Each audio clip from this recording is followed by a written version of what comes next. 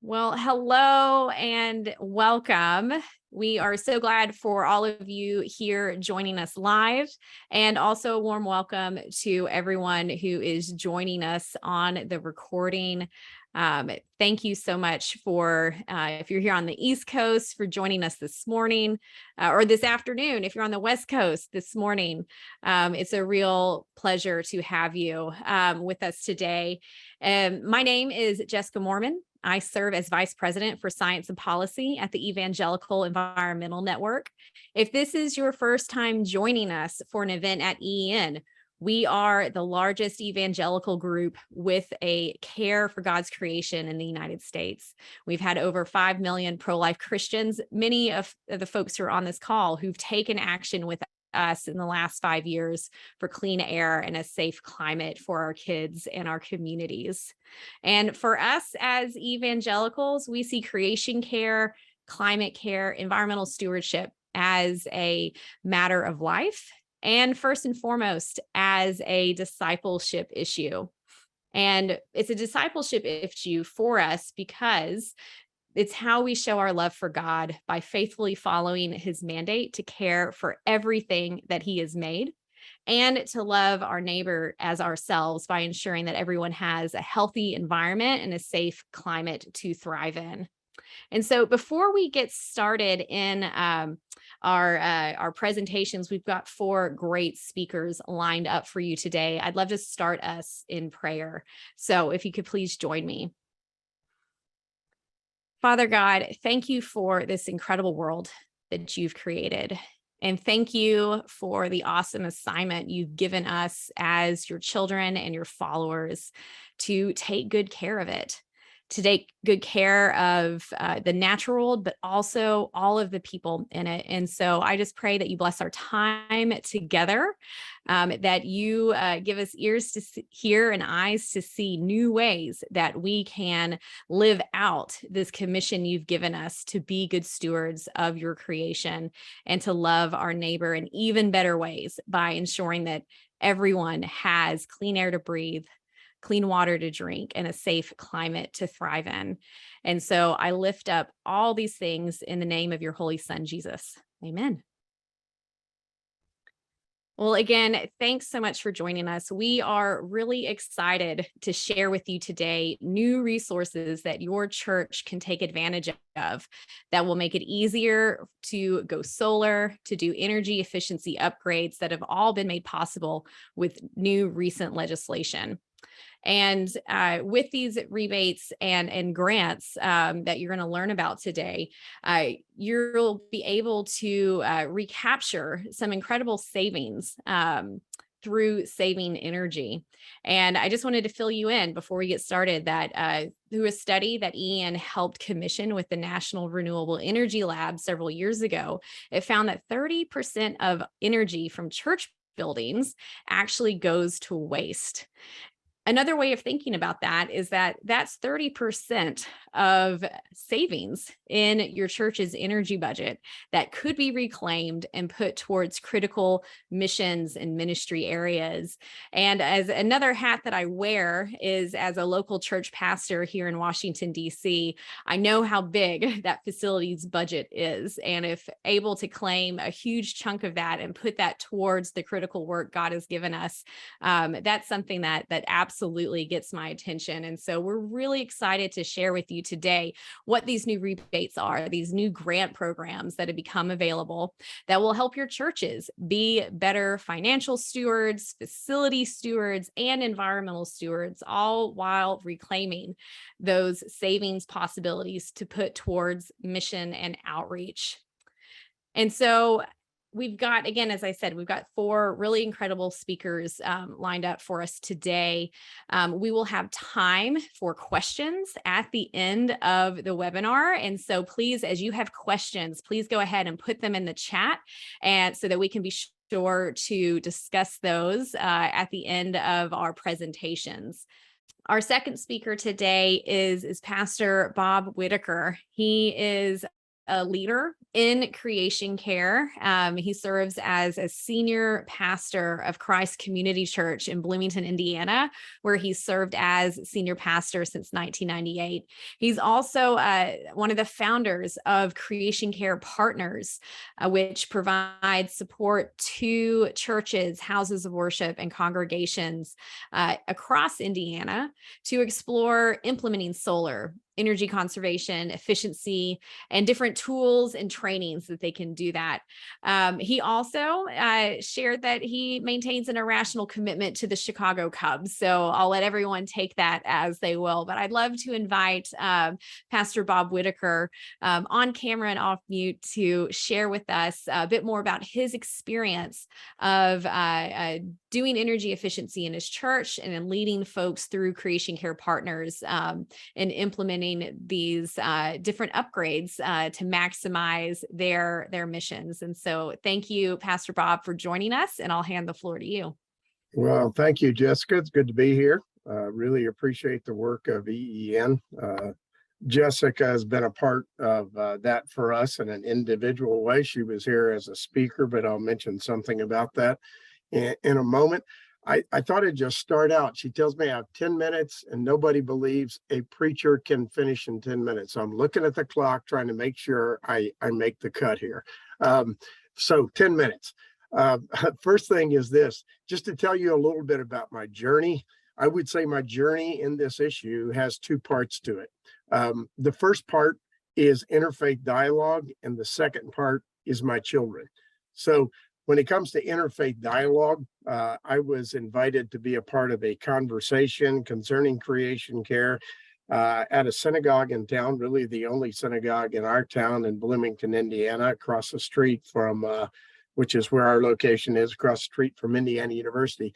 I went to the meeting to talk about an evangelical perspective about the issue, walked away feeling very convicted.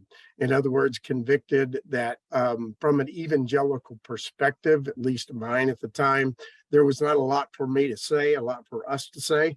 And I began sort of a soul-searching process about this issue. So that was the first thing that was an important part of my journey, my story on this issue. Because evangelicals don't necessarily have a good reputation on these issues and some other issues like social justice. The second part of my story in terms of the influence is my children. Both of my children are committed Christians, but they have opened my eyes to this issue, particularly my son has done that. But I have extended children. At Indiana University, we have a lot of students that come to our church. And one thing I began to notice in terms of ministry to students is that they understand this issue and see it as important more than the older adults do. They're looking for us to wake up to the issue in the evangelical community. And that was a challenge for me as well. Discipleship, I begin to understand, is more than individual spiritual formation, which is primarily what evangelicals, in my experience, have focused on. It's about action as well. And my students are looking for Christians who are ready to take action and understand that as a discipleship model. And I'm glad to be a part of that new wave, that new generation. Something else about our story here at Christ Community Church is we began a series of conversations with our congregation concerning these issues. The first major initiative we took was we actually hosted Kyle to be a part of a presentation. And Kyle Mayer Scott was a part of a presentation that emphasized the biblical themes related to creation care. And as a part of that meeting, we had a panel on the platform, which included a friend of mine, a rabbi from the synagogue. We also hosted a bit later a workshop with scientists from Indiana University and people of faith. We integrated those two groups of people. Jessica came to present on that occasion, and she presented why it should matter, creation care from a faith perspective. The scientists gave us information why it should matter from a scientific perspective. The other thing that I have done, and I'm a bit different on this than some evangelical pastors who are passionate about creation care, I preached not as a series of sermons about creation care, but I preached in such a way that I call systemic biblical awareness. In other words, this issue has become important to me. So as I exegete and look at the scriptures, I try to identify the places where it emerges.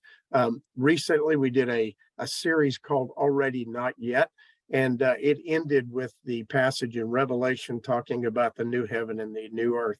And I saw that as a jumping off point, a place to speak to creation care issues. The project that we have put in place, multiple projects, the main one is the organization that we established with a partner from the Jewish synagogue. And that partnership relates to grants for churches up to 20,000 some dollars in order to put on solar panels for their churches. In our case, the way I approached that was I called the congregation's attention to that and then gave people an opportunity to invest in that project individually. In other words, I said, this is not coming out of our budget. If you're passionate about this and concerned about it, we're inviting you to make a contribution so that we can match the grant. And we did match the grant up to $25,000 for individual congregants. We also have implemented an energy awareness program at the church, which includes a monthly task of the month for the congregation. Those who are on our email list get a description of how they can save energy in any given month. We have this posted on all our visuals, our screens that are revolving around the church. We also present an announcement about this in the congregation periodically, and we're moving now after a year to a celebration of what has happened with the installation of the solar panels. We're also inviting other evangelical churches to join us in this. We've had one church besides ours who has been a part of that and actually installed solar panels. We have a couple other churches that have put on workshops to talk about energy conservation. My biggest dilemma as a pastor is partisanship, because I'm not a political animal, I'm not a partisan animal. And when this issue comes up, inevitably, it crosses wires with individuals in the congregation. And I don't need to tell you that 2016 was a politically polarizing event. Because of that, when my passion emerged on creation care and I spoke about it, we had numerous people who left our congregation because they saw it as a political issue. So I'm working hard to make it a theological issue.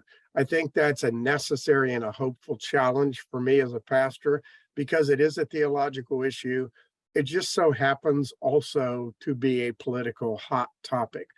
At a conference I was recently at the University of Wisconsin, Kyle made a presentation that was very encouraging to me and probably would be to you as well. And he talked about how the idea of energy conservation and creation care is crossing party lines now in a way that perhaps we wouldn't expect it to. Some major initiatives that have taken place have actually been on the watch of Republican presidents. And I found that to be interesting. Democrats and Republicans coming together to think about this and pass national legislation about that. I am certainly not an expert, so Kyle and Jessica could say more about that. The final thing I'll say is I'll leave you with two images that have motivated me. The first image is the image that comes to us from Genesis, the creation story. And the setting of the story, of course, is a garden with human beings, and the human beings are given the responsibility to care for the garden. I have a couple, one in particular, who's a master gardener in our congregation. And I've not yet met a master gardener who looks at the soil and beats the soil and demands that the soil produce something. That's not a way a master gardener goes about it. Instead, a master gardener cultivates the soil, even lovingly, and nurtures it so something will emerge. The second image that comes to me, that comes from multiple passages in the Bible, but particularly in the Psalms, is where the psalmist and other biblical authors describe creation itself as singing the praises of its creator. And when I consider that image, another image comes to mind. In any number of concerts I've been to in the past, I've never seen a music director pounding the music and demanding that the notes rise from the page. Now, I've seen them pounding the podium for other reasons, I suppose, something I'm not aware of. But what they do is they don't demand anything of the notes. They actually look at the notes and they cultivate the music. So when I think of those two images, I've tried to communicate them in my congregation, that we have a remarkable opportunity as Christians to live in this garden of God. And it seems to me very clear that we have a responsibility to be stewards with the garden, the amazing handiwork of God. And so I challenge people to think about that. So as gardeners, how do we cultivate the nature that God has given us, and how to allow ourselves to be wary of the ways in which we might twist that nature for our own selfish demands. When we act responsibly, we're like music conductors enabling the notes to rise from the page, or like gardeners that are creating the soil to produce things that are important for everyone. Last thing I'll say is an illustration I bring to you from the conference that I attended at the University of Wisconsin. One of our speakers, David Brooks, which probably some of you know well, told a story about when he was in one of the southern islands of England. And I wasn't aware that a southern island of England could actually be kind of a tropical island, but David said it was. And he said on a particular occasion, after we were there for several days, I asked around about trash collection. I asked, where do we take our trash? Who collects our trash? And the answer by those who were in charge of the operation said, we really don't have trash collection, but we can show you where to dump your trash. And he and his father-in-law went to what was kind of like a precipice or a cliff. And they stood up against the embankment and looked down. And literally people were dumping their trash down onto what appeared to be like a little beach, and then walking away. And he said, as I began to dump my trash onto that beach, because that's what people did, he said, I felt like I heard God say to me, how do you think about how I feel about how you're treating my home? That to me was a compelling image, and I've tried to use it with my congregation. If creation is God's home and ours, what does God think about how we're treating it? And so from a theological perspective, I try to create that question in such a way that's compelling. Thank you. Thanks, Pastor Bob. That is such beautiful imagery and inspiring imagery for us as Christians and as evangelicals to hold on to and inspire us. Thank you so much. And one thing, noting that environmental policy in the past has been a bipartisan affair. One incredible thing about whether that's the Bipartisan Infrastructure Bill or even many of the provisions around clean energy in the Inflation Reduction Act were also had origins in bipartisan policy. And so that's something also of reclaiming that the nonpartisanship of ensuring that everyone wants clean air, everyone wants clean water, everyone wants safety for their families and their kids. And so that's something that we can come together around. And so now I'm really excited to introduce you to our next speakers, Daniel Brizet and Miguel Yanez Barnuevo with the Environmental and Energy Study Institute. EESI, it was founded in 1984 by a bipartisan group of members of Congress to inform the debate and decision-making on energy and environmental policies, and dedicated to promoting sustainable societies. And so EESI has really become a trusted source of credible, nonpartisan information on energy and environmental solutions, both inside and outside Washington, D.C. And so I'm excited to welcome Daniel, who serves as Executive Director of EESI, and Miguel is Senior Associate for EESI's Access Clean Energy Savings Program. And they are among the leading experts on the clean energy benefits in the Inflation Reduction Act and the Bipartisan Infrastructure Law, specifically geared towards nonprofits, which includes churches. And so I'm just really grateful for Daniel and Miguel for making time to walk us through these benefits that our churches can take advantage of. Thanks, Daniel. Thanks, Jessica. That's very nice of you. And in addition to my colleague Miguel, my colleague Molly Brindamore is also on the webinar today. Our contact information is on the last of these slides, and we'll make sure that everybody gets them. So if there are any follow-up questions, we can do our best to answer them. I'm going to share my screen. Hopefully someone can see this. It looks okay. Is there a thumbs up? Can you see my screen? Hopefully. We're good. Thank you, Mitch. All right. So yes, I'm Dan with the Environmental Energy Study Institute. Jessica gave us a great introduction, so I really appreciate that.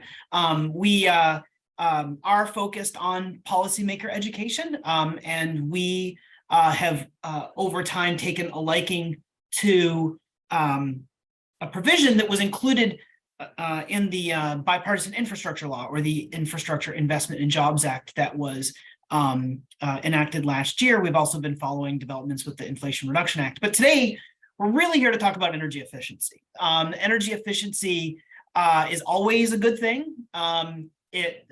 Jessica mentioned that the 30% number in her opening.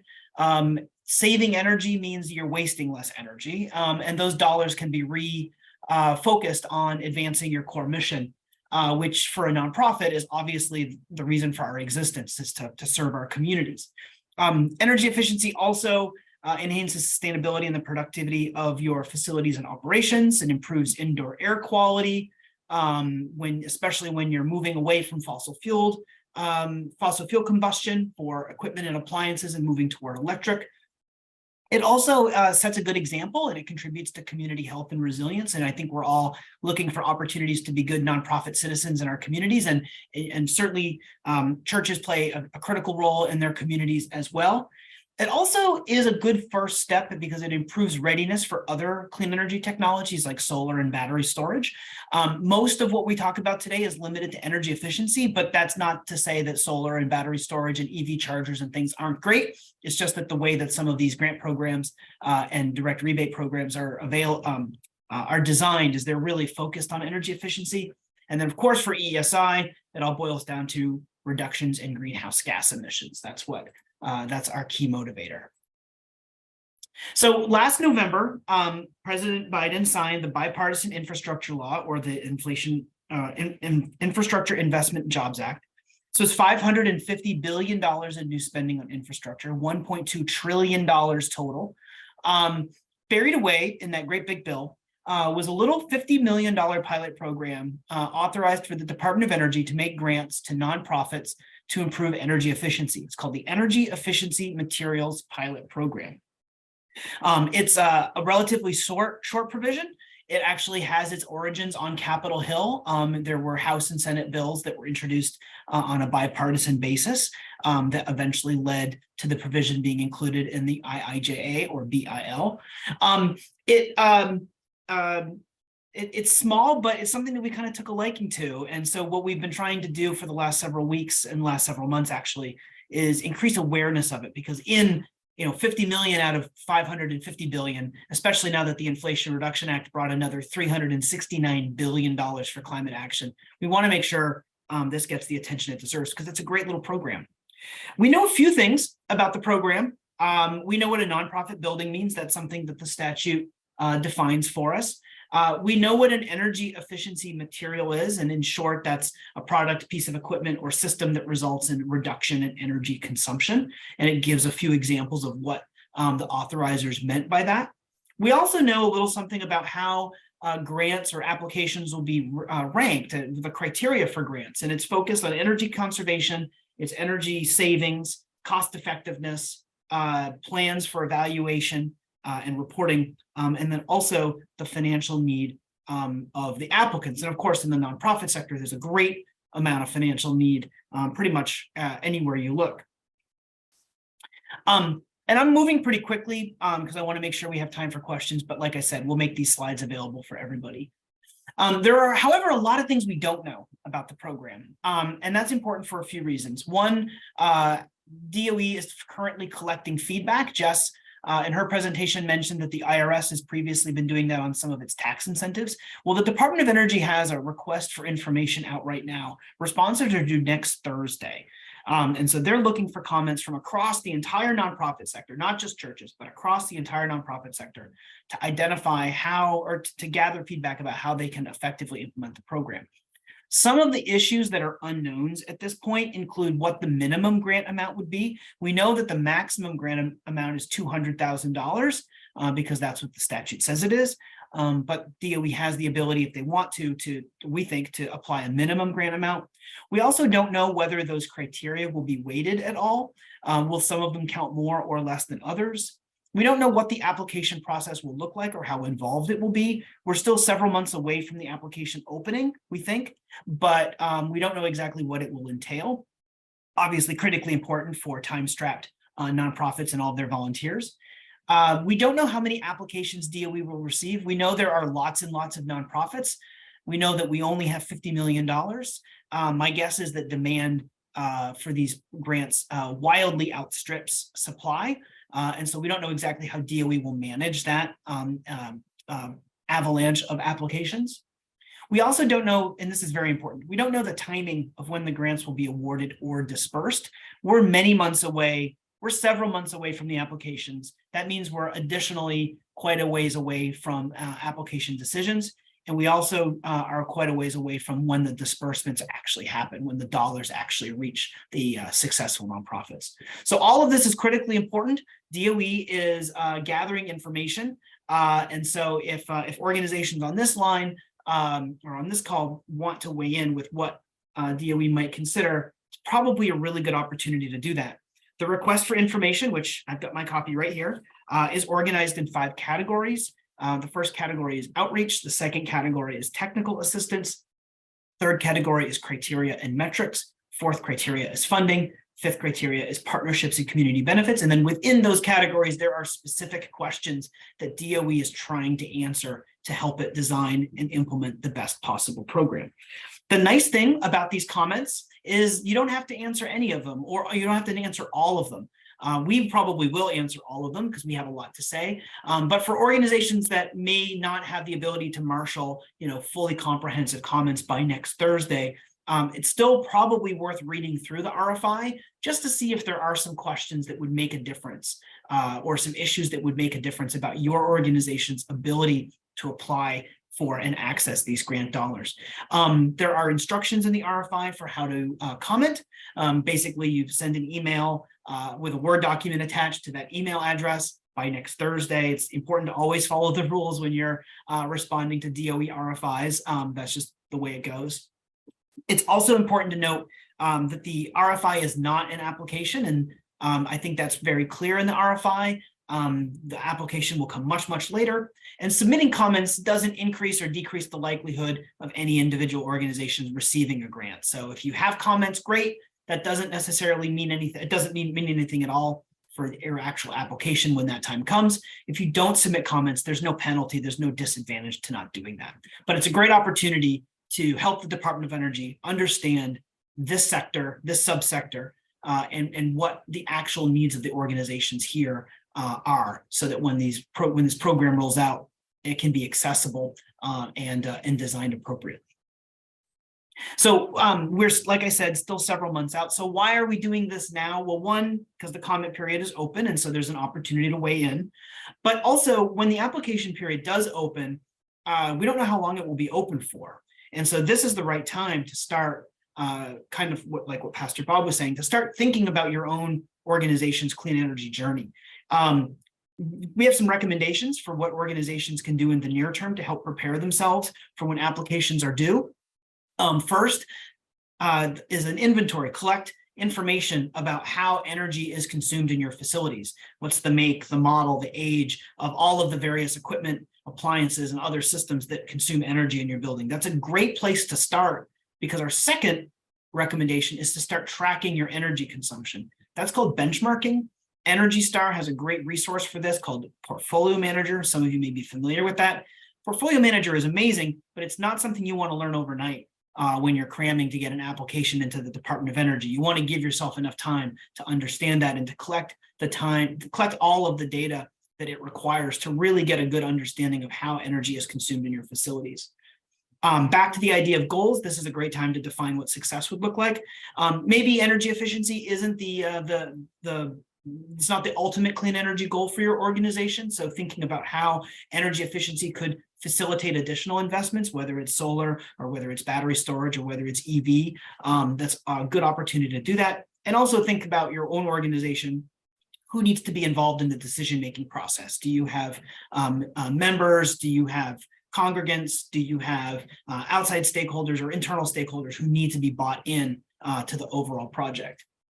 We also think this is a great time to start thinking about other sources of funding.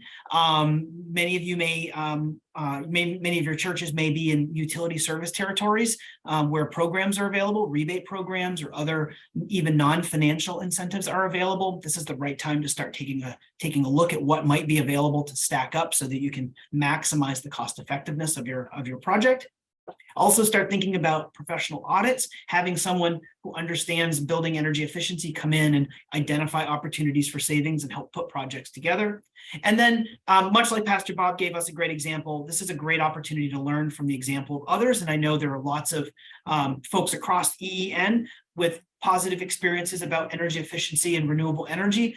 This is just a great time to learn from the experience of others so that you can hopefully ultimately have an easier path than people who've undertaken these sorts of projects have before.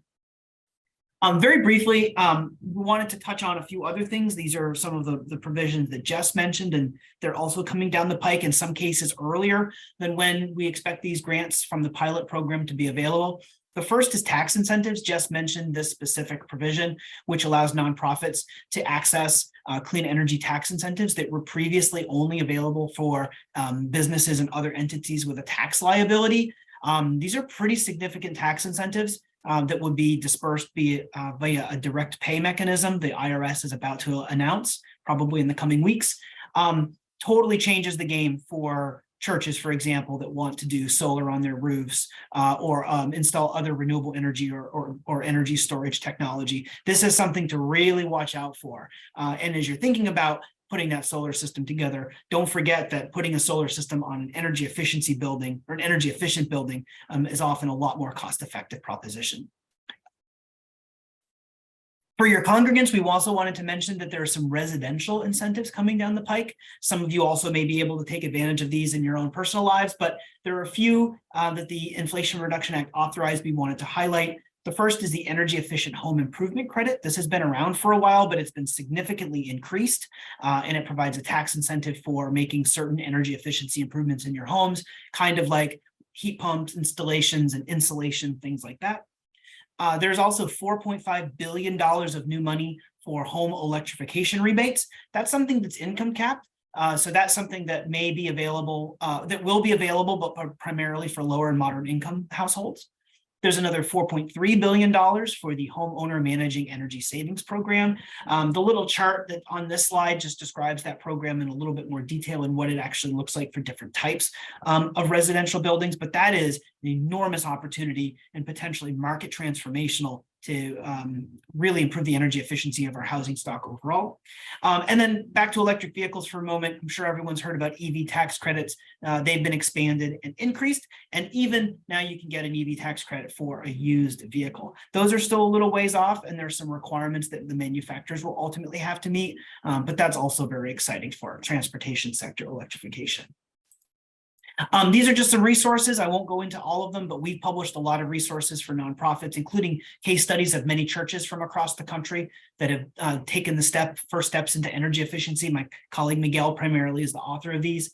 The Department of Energy also has a number of resources. And if you want to learn more about those Inflation Reduction Act incentives like direct pay, those tax incentives and those rebates, we wrote an article back in September that goes into those in a lot more detail and might be a good orienting piece. So Jessica, I think with that brings me to the end. Here's our contact information. I hope everyone feels welcome to give me and Miguel and Molly a ring. We'll do our best to answer our questions. And I think we may have some questions in the chat too. Fantastic. Thank you so much, Dan, for sharing with us all of these resources, walking us through. I know with trying to wade through literally thousands of pages of legislation to figure out what's in there, that is such a huge task. And so I just really want to thank you, Miguel, Molly, everyone at EESI for really sifting through that and making sense of that for us. And I just want to say, I feel like whether that's as a homeowner or as a church leader, a nonprofit leader, everyone wants to do the right thing. They want to take advantage of this new clean energy innovations that, again, help save money once you can get past that upfront cost, clean air, and act on climate. And so it's just really wonderful with this new common sense legislation to lower that bar and increase accessibility for these things. And again, as you said, it's going to be easier now than the folks who were really pioneering this before, like Pastor Bob and others. And so I'd love to turn the floor to some questions. And so if you've got a question for Dan, for Pastor Bob, for Miguel, for any of us, please do go ahead and put that in the chat. We did have one question that came through on the eligibility of certain different types of solar installations that could qualify for this tax rebate. And again, as you said, it's a 30% rebate, which really changes the game by simply changing that benefit from a tax credit to a rebate. Now opens the door and lowers the playing field for nonprofits and churches to access benefits that businesses had already had the benefit of taking advantage of, and we don't have to do that workaround. Can you share with us a little bit about solar installations on parking lots? Is that something that is also eligible for that 30% rebate? Right, yes. So I'm going to go back in my slides just to go back to that slide a little bit more. So specifically, when we're talking about these tax incentives are things that have been around for a while. They're the production tax credit and the investment tax credit is kind of what we're talking about. For solar, it's basically the types of incentives, the types of projects that have been available to tax-paying entities all along. It's just the main change now is that for organizations that don't have a tax liability, they don't have to go find a private sector partner who can help them take advantage of it. They can receive the incentive as a direct pay. So one thing that's really important for all of this stuff is that there's a lot of details TBD. The IRS will be issuing guidance that will go into this in a lot more detail. There are DOE will eventually have program guidance. There'll be applications. We are not in the habit of sharing the calculators that are out there. Those are probably a little premature. The dollars have to go through states for the rebate programs that we mentioned. Tax incentives obviously go from the federal government. The details of how you access those will be announced by the IRS. But a lot of the grants and rebate programs, it's probably a little too early for those calculators to be really useful. There's just way too many steps in between now and then for me to have a ton of confidence in what those calculators say. But for the tax incentives, yes, it's what was always available, now even better because it's available to this audience. Fantastic. Thanks so much. We've got a couple questions in the chat about the EV tax credits and the requirements that the components and different things in the supply chain are made in America and are coming from domestic sources. Can you share with us a little bit more about that? Do you know if there is a list of suppliers or types of cars, makes, models that qualify, where consumers can figure out what does qualify? And another question related to this, do you think it's going to make it more difficult to achieve our clean energy future with this requirement? A lot of those are actually also TBD. I know there was news this morning in Washington about a letter that Senator Manchin wrote to the IRS, warning them not to back off on some of those provisions. I think those provisions were included intentionally with the idea that the Inflation Reduction Act is a 10-year bill. And it will take some time for those sorts of things. My guess is that part of the reason is that they would like to see changes in domestic manufacturing. Those are part of the green transition. So, what the actual requirements are still probably a little ways off, but I think it was 100% on purpose that they included those. I think that was actually part of the goal, was to encourage domestic manufacturing, and over time, that will have an effect on where the electric cars we buy come from. And what the sourcing of some of those materials are. So I don't think it's a feature, not a bug, of the way those incentives were worded. And I think with enough time, I think that goal, in addition to the overall electrification adoption, I don't have any problems with that being achieved. That's great perspective of really looking at that long game. Thanks, Dan. Another question is, are EV charging stations eligible for tax incentives or rebates, say if a nonprofit or congregation wanted to install an EV charging station at their site? So the Inflation Reduction Act that's where the EV tax credits come from. The Infrastructure Investment and Jobs Act has a lot with EV chargers. I don't think DOE has released those funds yet, but it's something that they're on track to do. A lot of states, however, also have incentives for EV chargers. So I think in terms of takeaways from this call, I encourage everyone to reach out to your state energy office. They are likely they're just a tremendous resource generally, and they probably have information on their website about what these kinds of incentives are. And they're going to be really critical in terms of how these dollars roll out. I think the first program that came out of the IIJA was the electric school bus and alternative fuel school buses. Those I think were announced in October. I don't think they've gotten to the chargers yet. But yes, the two bills are, I think, best thought of as sort of together, that there are two complementary policy, sets of policies and investments. And the IIJA includes, I want to say $15 billion for EV charging or for electrification charging.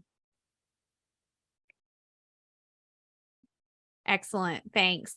And I think we've got time for one more quick question and response. Just to clarify, the disbursement of both the rebates as well as the energy efficiency grants, that's coming from directly from federal sources, not funneled through states. Is that correct? Just in case some state legislatures might want to gum up the system, as we've seen happen with state dispersed funds. Can you speak a little bit more to that? Yeah, the way the program is authorized is for DOE itself, the Department of Energy, to set up the program and to release the dollars. DOE is primarily a research and development agency. Most of what they do involves the sort of the care and cleanup from our sort of nuclear weapons programs and things.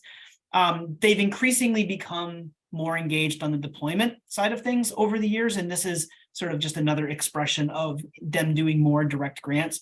I think that means that they will welcome all of the input about how they can do that effectively and easily, how that program can be accessible. But no, I anticipate DOE will open the application period. They'll do the review. They'll make the decisions, and then ultimately the dollars will be dispersed by DOE, which is in contrast to most of the other programs that were or investments that were authorized in the Inflation Reduction Act. Fantastic. That is great. And it's great to hear that those are available at the federal level. I'm also going to put in the chat our link to be to volunteer with us at EEN.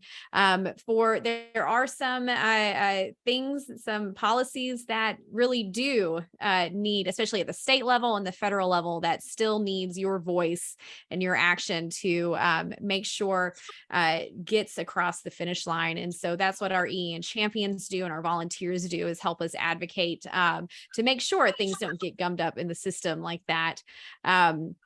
So if that's important to you, please do sign up to volunteer with us.